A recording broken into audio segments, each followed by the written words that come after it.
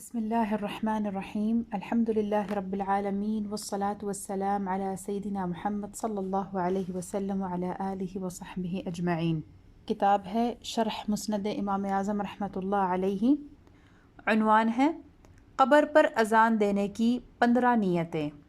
امام اہل سنت عظیم البرکت الشاہ احمد رضا خان بریلوی علیہ الرحمہ نے قبر پر اذان دینے کی 15 نیتیں اور فائدے بیان فرمائے ہیں جو درجے ذیل ہیں۔ نمبر 1، حول تعالی شیطان رجیم کے شر سے پناہ۔ نمبر 2، بدولت تکبیر یعنی اذان عذاب نار سے امان۔ نمبر 3، جواب سوالات کا یاد آ جانا۔ نمبر 4، ذکر اذان کے باعث عذاب قبر سے نجات پانا۔ نمبر 5، ببرکت ذکر مصطفیٰ صلی اللہ تعالی علیہ وسلم نزول رحمت۔ نمبر 6، بدولت اذان دفع وحشت۔ نمبر 7، زوال غم و سرور و فرحت۔ نمبر 8، میت کے لیے تدبیر دفع شیطان سے اتباع سنت۔ نمبر 9، تدبیر آسانی جواب سے اتباع سنت۔ نمبر 10، دعا عند القبر سے اتباع سنت۔ نمبر 11، بقصد نفع میت قبر پاس تکبیریں کہہ کر اتباع سنت۔ نمبر 12، مطلق ذکر کے فوائد ملنا جن سے قرآن و حدیث مالا مال۔ نمبر 13، ذکر مصطفیٰ صلی اللہ تعالی علیہ وسلم کے سبب رحمتیں پانا۔ نمبر 14، مطلق دعا کے فضائل ہاتھ آنا جیسے حدیث میں مغز عبادت فرمایا، یعنی جس طرح حدیث میں آپ صلی اللہ علیہ وسلم نے دعا کو مغز عبادت فرمایا تھا۔ نمبر 15، مطلق اذان کی برکات ملنا جنہیں سنتی ہوئی آواز تک مغفرت اور ہر تر و خشک کی استغفار و شہادت اور دلوں کو صبر و سکون و راحت ہے، اور لطف یہ کہ اذان میں اصل کلمات ساتھ ہی ہیں۔ اس عبارت کی شرح یہ ہوگی کہ اذان دینے کی برکت سے جو اونچی آواز میں جب دی جاتی ہے اور اس سنتی ہوئی آواز مغفرت کا باعث بنتی ہے کیونکہ ہر تر و خشک استغفار کرتا ہے۔ اذان کے کلمات ساتھ ہیں: اللہ اکبر، اشہد ان لا الہ الا اللہ، اشہد ان محمد رسول اللہ، حی علی الصلاح، حی علی الفلاح، اللہ اکبر، لا الہ الا اللہ۔ اور مکررات کو گنیں گے تو 15 ہوتی ہیں۔ میت کے لیے وہ 7 فائدے یعنی پہلے 7 ہیں، اور احیاء کے لیے یعنی جو زندہ ہیں ان کے لیے 15 ہیں۔ حاشیہ میں ذکر ہے فتاوی رضویہ جلد نمبر 5 صفحہ نمبر 672۔ عنوان ہے مسجد میں جانے کی 36 نیتیں۔ ہم نے حضور صلی اللہ علیہ وسلم کی ظاہری زندگی کے لحاظ سے تحریریں کی ہیں۔ امام اہل سنت عظیم البرکت الشاہ احمد رضا خان البریلوی علیہ الرحمہ نے مسجد میں جانے کی 40 نیتیں بیان فرمائیں جو درجے ذیل ہیں۔ حدیث میں ہے نبی صلی اللہ تعالی علیہ وسلم فرماتے ہیں نیت المؤمن خیر من عملہ، رواہ البیہقی عن انس والطبرانی فی الکبیر عن سہل بن سعد رضی اللہ تعالی عنہما۔ حدیث کا ترجمہ ہے مسلمان کی نیت اس کے عمل سے بہتر ہے، اور اس حدیث کی روایت بیہقی نے حضرت انس رضی اللہ تعالی عنہ سے، طبرانی نے معجم کبیر میں حضرت سہل بن سعد رضی اللہ تعالی عنہ سے روایت کیا ہے۔ حاشیہ میں ذکر ہے المعجم الکبیر مرویات سہل الساعدی، حدیث نمبر 5946، مطبوعت المکتبہ الفیصلیہ بیروت، جلد نمبر 6 صفحہ نمبر 185۔ اور بے شک جو علم نیت جانتا ہے وہ ہر ایک فعل کو اپنے لیے کئی نیکیاں کر سکتا ہے۔ مثلاً جب نماز کے لیے مسجد کو چلا اور صرف یہی قصد کیا ہے کہ نماز پڑھوں گا تو بے شک اس کا یہ عمل یعنی چلنا محمود ہے۔ ہر قدم پر فرشتے ایک نیکی لکھیں گے اور دوسرے قدم پر گناہ محو کریں گے، مگر عالم نیت اس ایک ہی فعل میں اتنی نیتیں کر سکتا ہے، جیسے کہ اصل مقصود یعنی نماز کو جاتا ہوں، خانہ خدا کی زیارت کروں گا، شعار اسلام ظاہر کروں گا، داعی اللہ کی اجابت کروں گا، تحیت المسجد پڑھنے جاتا ہوں، سجدے سے خشک و خاشاک وغیرہ دور کروں گا، اعتکاف کرنے جاتا ہوں کہ مذہب حنفی پر نفلی اعتکاف کے لیے کوئی شرط نہیں ہے اور روزہ بھی شرط نہیں ہے، اور 1 ساعت کا بھی ہو سکتا ہے، جب سے مسجد میں داخل ہو باہر آنے تک اعتکاف کی نیت کر لے، انتظار نماز اور ادائے نماز کے ساتھ ساتھ اعتکاف کا بھی ثواب پائے گا۔ امر الہی خذوا زینتکم عند کل مسجد، ترجمہ اپنی زینت لو جب مسجد میں جاؤ، اس کا امتثال کو جاتا ہوں یا اس کے امتثال کو جاتا ہوں۔ جو وہاں علم والا ملے گا اس سے مسائل پوچھوں گا، دین کی باتیں سیکھوں گا، جاہلوں کو مسئلہ بتاؤں گا، دین سکھاؤں گا، جو علم میں میرے برابر ہوگا اس سے علم کی تکرار کروں گا، علماء کی زیارت، نیک مسلمانوں کا دیدار، دوستوں سے ملاقات، مسلمانوں سے میل، جو رشتہ دار ملیں گے اس سے بکشادہ پیشانی مل کر صلہ رحم، اہل اسلام کو سلام، مسلمانوں سے مصافحہ، ان کے سلام کا جواب، نماز جماعت میں مسلمانوں کی برکتیں حاصل کروں گا، مسجد میں جاتے نکلتے حضور صلی اللہ علیہ وسلم پر سلام عرض کروں گا، بسم اللہ الحمد للہ والصلاة والسلام علی رسول اللہ، دخول و خروج میں حضور صلی اللہ علیہ وسلم و آل حضور و ازواج حضور پر درود بھیجوں گا، صلی اللہ علی سیدنا محمد وعلی آل سیدنا محمد وعلی ازواج سیدنا محمد صلی اللہ علیہ وسلم۔ بیمار کی مزاج پرسی یعنی اس کی عیادت، اس کو پوچھنا، اگر کوئی غم والا ملا تو اس کی تعزیت کروں گا، جس مسلمان کو چھینک آئے اور اس نے الحمدللہ کہا اسے یرحمک اللہ کہوں گا، امر بالمعروف و نہی عن المنکر کروں گا، نمازیوں کو وضو کا پانی دوں گا، خود مؤذن ہے یا مسجد میں کوئی مؤذن مقرر نہیں تو نیت کرے کہ اذان و اقامت کہوں گا، اب اگر یہ کہنے نہ پایا دوسرے نے کہہ دی تاہم اپنی نیت پر اذان و اقامت کا ثواب پا چکا ہے، فقد وقع اجرہ علی اللہ، یعنی اللہ تعالیٰ اسے اجر عطا فرمائے گا۔ جو بھولا ہوگا راستہ بتاؤں گا، اندھے کی دستگیری کروں گا، جنازہ ملا تو نماز پڑھوں گا، موقع پایا تو ساتھ دفن تک جاؤں گا، 2 مسلمانوں میں نزاع ہوئی تو حتی الوسع صلح کرواؤں گا، مسجد میں جاتے وقت دہنے اور نکلتے وقت بائیں پاؤں کی تقدیم سے اتباع سنت کروں گا، راہ میں جو لکھا ہوا کاغذ پاؤں گا اٹھا کر ادب سے رکھوں گا۔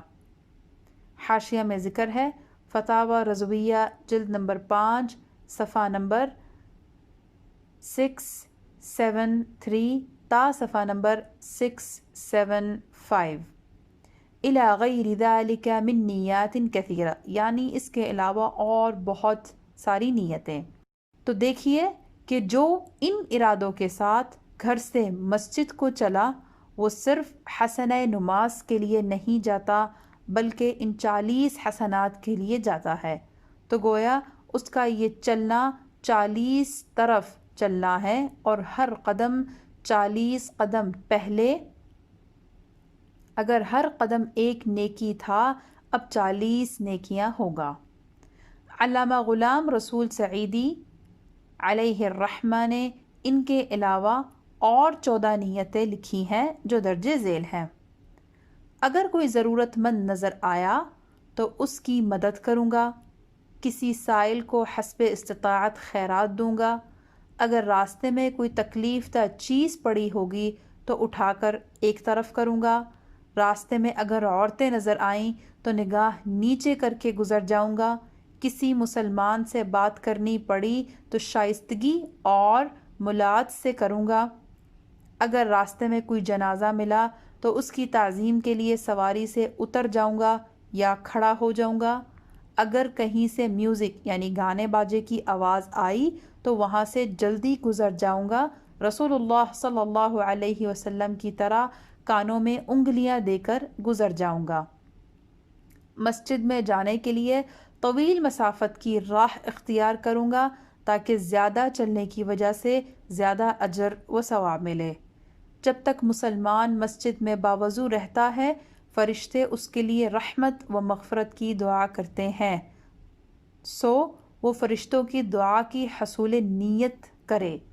خلوت میں بیٹھ کر یاد خدا میں مشغول رہوں گا، قرآن مجید کی تلاوت کروں گا، اگر مسجد میں وعظ ہو رہا ہوگا تو وعظ سنوں گا، سنت الوضو پڑھنے کی نیت، مسجد میں بیٹھ کر امور آخرت میں غور و فکر اور توبہ و استغفار کی نیت۔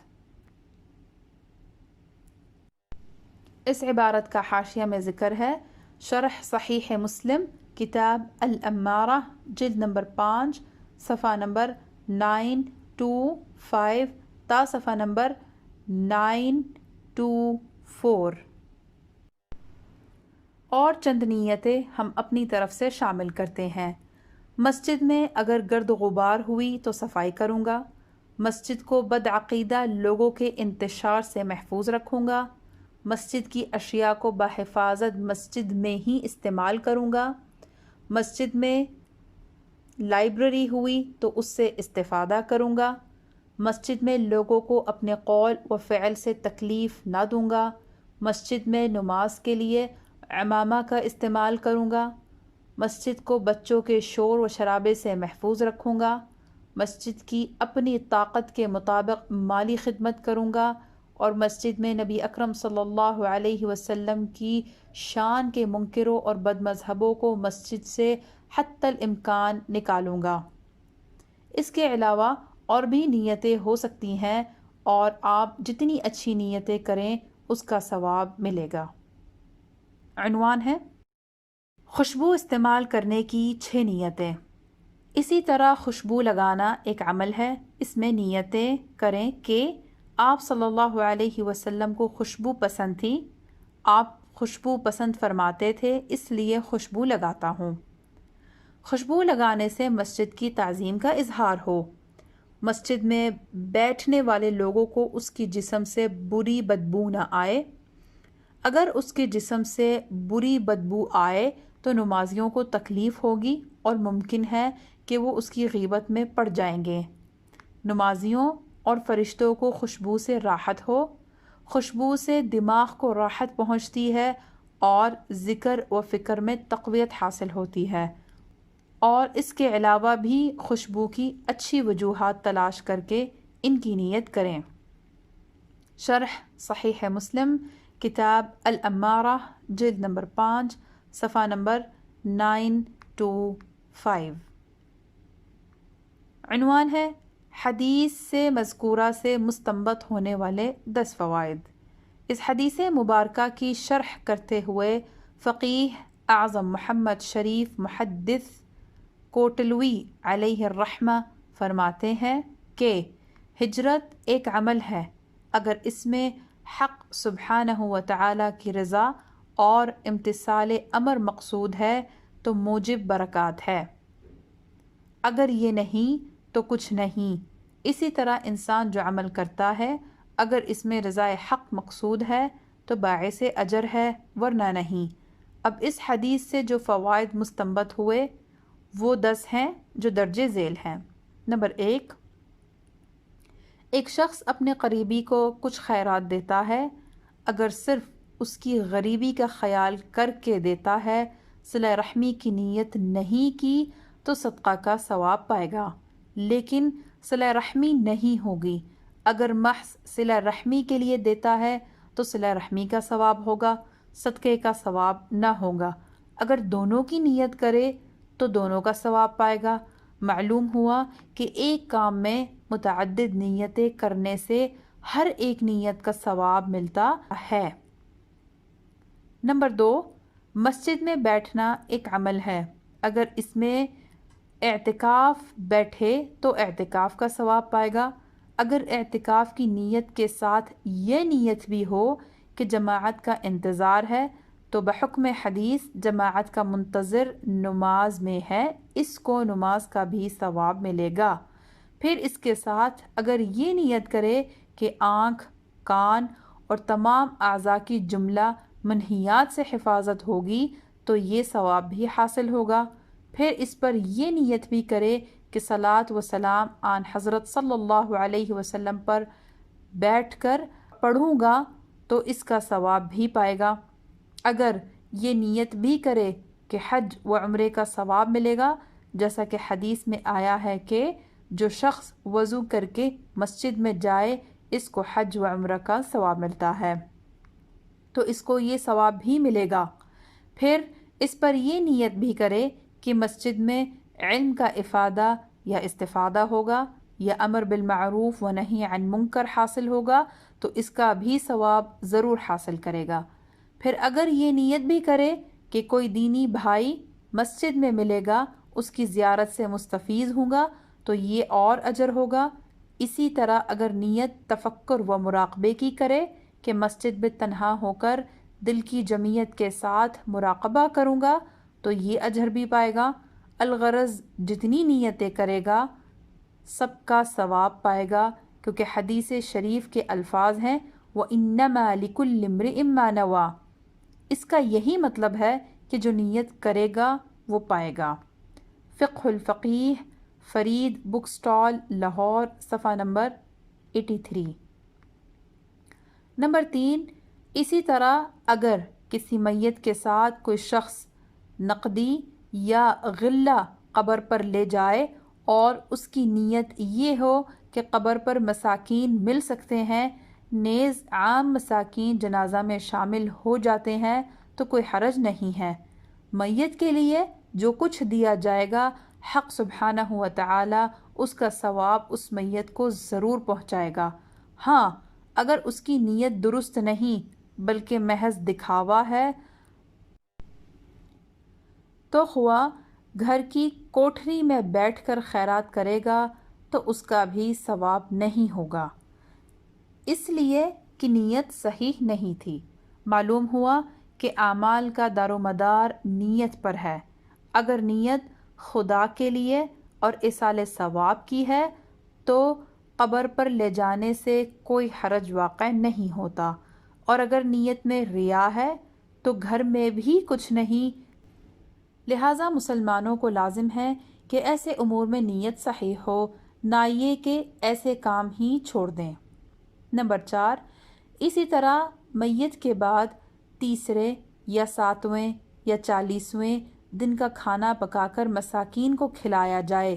اس میں بھی اگر وارثوں کی نیت یہ ہے کہ ان دنوں میں مساکین جمع ہو جاتے ہیں یا دوسرے خویش و اقارب آ جاتے ہیں یا معین کرنے کے سبب کچھ نہ کچھ ادا ہو جاتا ہے تو معین کرنے میں کوئی حرج نہیں۔ اگر یہ نیت ہو کہ ان اوقات مخصوصہ میں کھانا کھلایا تو پہنچتا ہے، آگے پیچھے کا نہیں پہنچتا تو یہ نیت غلط ہے، اس کی اصلاح کر دینی چاہیے۔ کہ میت کو جس روز بھی ثواب پہنچایا جائے گا اس کو ثواب پہنچتا ہے، کھانا ہو یا نقدی ہو یا قرآن کی تلاوت، کسی دن کو خاص کرنا کوئی ضروری نہیں ہے۔ ہاں اگر کسی خاص دن کو معین کرنے میں مصلحت ہو، حرج بھی نہیں ہے۔ معلوم ہوا کہ نیت پر اعمال کا مدار ہے۔ نیت ایصال ثواب کی ہے تو جس روز بھی صدقہ، خیرات، عبادات، تلاوت قرآن کریم وغیرہ کا ثواب جتنے مسلمانوں کو بخشے گا تو سب کو پورا پورا پہنچے گا، تیسرا دن ہو یا 7واں دن ہو یا 10واں۔ اگر ریاکاری کے لیے کرتا ہے تو تو سب کچھ بیکار ہے۔ نمبر 5، اسی طرح انسان کے قبر میں جانے کے بعد لوگ بیٹھتے ہیں اور کلمہ پڑھتے ہیں۔ ان کی نیت یہ ہوتی ہے کہ لوگ خالی بیٹھیں گے تو حقہ نوشی کریں گے، فضول باتیں کریں گے۔ کلمہ طیبہ کی نسبت حدیث شریف میں افضل الذکر ہے، پڑھتے رہیں تو یقیناً موجب برکت ہے۔ پھر اگر بعض روایات کے مطابق 70,000 بار ہو جائے اور میت کو بخشا جائے تو میت کی بخشش کی امید ہے۔ تو کیا وجہ ہے کہ موجب حدیث وَإِنَّمَا لِكُلِّ امْرِئٍ مَّا نَوَىٰ کلمہ پڑھنے والوں کو ان کی نیت کے مطابق نہ ملے، جب حضور علیہ السلام نے فرما دیا ہے کہ اعمال کا مدار نیت پر ہے اور شخص کو وہی ملے گا جو اس کی نیت کرے گا تو ضرور اجر ملے گا، پھر وہ میت کو بخشیں گے تو ضرور میت کو پہنچے گا۔ نمبر 6، اسی طرح محفل میلاد کرنا اور جلوس نکالنا تاکہ رسول اللہ صلی اللہ علیہ وسلم کی شان ظاہر ہو اور اسلام کی عزت، عظمت اور ہیبت مخالفین اسلام کے دلوں میں جاگزین ہو، تو اس حدیث کی روح سے جائز ہے کہ ان کاموں میں نیت نیک ہے۔ نمبر 7، اسی طرح ہر وہ کام جس کی ممانعت رسول کریم صلی اللہ علیہ وسلم نے نہ فرمائی ہوں، جیسے ختم 11ویں شریف، بزرگان دین کا عرس وغیرہ، نیک نیت کے ساتھ جائز اور کار ثواب ہے۔ نمبر 8، قرآن شریف جنابت کی حالت میں پڑھنا منع ہے، لیکن اگر بنیت دعا پڑھے تو درست ہے۔ مثلاً وہ آیات جن میں دعا ہے، جنبی کو بنیت قراءت پڑھنا حرام ہے اور بنیت دعا درست ہے، یعنی کہ قرآن شریف حالت جنابت میں پڑھنا منع ہے۔ قرآن میں کچھ آیات ہیں جو دعا کی مانند ہیں، اگر ناپاک شخص اس کو قرآن کی نیت سے پڑھے گا تو وہ حرام ہے، لیکن اگر اس کو دعا کی نیت سے پڑھے گا تو درست ہے، جس طرح کچھ آیات شفا ہوتی ہیں قرآن شریف میں۔ نمبر 9، اشاعۃ اللمعات میں شیخ عبدالحق محدث دہلوی علیہ الرحمہ فرماتے ہیں کہ احادیث میں آیا ہے کہ جب ملائکہ بندوں کے اعمال آسمان پر لے جاتے ہیں، اللہ تعالیٰ فرماتا ہے الق تلک الصحیفہ، الق تلک الصحیفہ، اس صحیفے کو ڈال دے، اس صحیفے کو ڈال دے۔ وہ فرشتہ عرض کرتا ہے کہ خدایا، تیرے اس بندے نے نیک باتیں کی، نیک عمل کیے، ہم نے سنا دیکھا، اس کی نیکیوں کے دفتر میں لکھا، اب اسے کس طرح ڈال دیں؟ حکم ہوگا کہ لم یرد بھی وجہی، یعنی کہ اس بندے نے اس عمل میں میری رضا کا ارادہ نہیں کیا، یعنی اس کی نیت اس عمل میں میری رضا کی نہیں تھی، اس لیے میرے حضور میں قبول نہیں۔ اسی طرح دوسرے فرشتے کو حکم ہوگا اکتب لفلان کذا و کذا، یعنی فلاں بندے کے نامہ اعمال میں فلاں فلاں نیکی عمل لکھ دے۔ فرشتہ عرض کرے گا کہ خدایا، اس نے تو یہ کام کیا ہی نہیں تو کیسے لکھوں؟ حکم ہوگا کہ اس نے نیت کی تھی، اس کا ارادہ کرنے کا تھا مگر اس سے نہ ہو سکا۔ سبحان اللہ، دیکھیے، نیت نیک کرنے سے بغیر کیے عمل کا ثواب مل گیا اور بری نیت سے کیے ہوئے اعمال ضائع ہوئے۔ اللہ تعالیٰ سب مسلمانوں کو اخلاص کی توفیق دے۔ نمبر 10، الحاصل ہر کام میں نیک نیت ہونا چاہیے، اور جتنی زیادہ نیتیں ہوں گی ثواب بھی زیادہ ہوگا۔ حضرت مولانا روم علیہ الرحمہ نے مثنوی شریف میں ایک حکایت نقل فرمائی ہے کہ ایک شخص نے مسجد کے پاس اپنا مکان بنوایا اور مسجد کی طرف ایک دریچہ رکھا۔ اس کے پیر نے پوچھا کہ یہ دریچہ کس لیے رکھا ہے؟ اس نے کہا کہ ہوا کے لیے۔ آپ نے فرمایا اگر تو یہ نیت کرتا کہ یہ دریچہ محض اس لیے رکھا ہے کہ مسجد سے اذان کی آواز آ جائے یا جماعت کے کھڑے ہونے کا علم ہو جائے تو ہوا تو خود بخود آ جایا کرتی اور تجھے اس کا ثواب بھی ہوتا۔ حکایت ماخوذ ہے کتاب فقہ الفقیہ، فرید بک سٹال لاہور، صفحہ نمبر 82 تا صفحہ نمبر 86۔ عنوان ہے خلوص کی وجہ سے حضرت خضر علیہ السلام کی زیارت۔ ایک آدمی پیر کامل کی تلاش میں تھا، بہت کوشش کی مگر پیر کامل نہ ملا، لیکن ان کی طلب میں خلوص تھا تو مجبور ہو کر ایک رات عرض کیا، اے رب تیری عزت کی قسم، آج صبح کی نماز سے پہلے جو ملے گا اس سے بیعت کر لوں گا۔ صبح کی نماز پڑھنے جا رہا تھا تو سب سے پہلے راہ میں ایک چور ملا جو چوری کیے آ رہا تھا۔ انہوں نے ہاتھ پکڑ لیا کہ حضرت بیعت لیجئے۔ وہ حیران ہوا، بہت انکار کیا، نہ مانے، آخر اس نے مجبور ہو کر کہہ دیا، حضرت میں چور ہوں، یہ دیکھیے چوری کا مال میرے پاس موجود ہے۔ آپ نے فرمایا کہ میرا تو میرے رب سے عہد ہے کہ آج صبح کی نماز سے پہلے جو ملے گا اس سے بیعت کر لوں گا۔ اتنے میں حضرت سیدنا خضر علیہ السلام تشریف لائے اور اس چور کو مراتب دیے، تمام مقامات فوراً طے کرائے، ولی کیا یعنی ولی بنایا اور اس سے بیعت لی اور انہوں نے اس سے بیعت لی۔ یہاں پر ہم اختتام کرتے ہیں صفحہ نمبر 84 پہ۔ انشاءاللہ تعالیٰ اس کے بعد ہمارا ایک نیا عنوان شروع ہوگا۔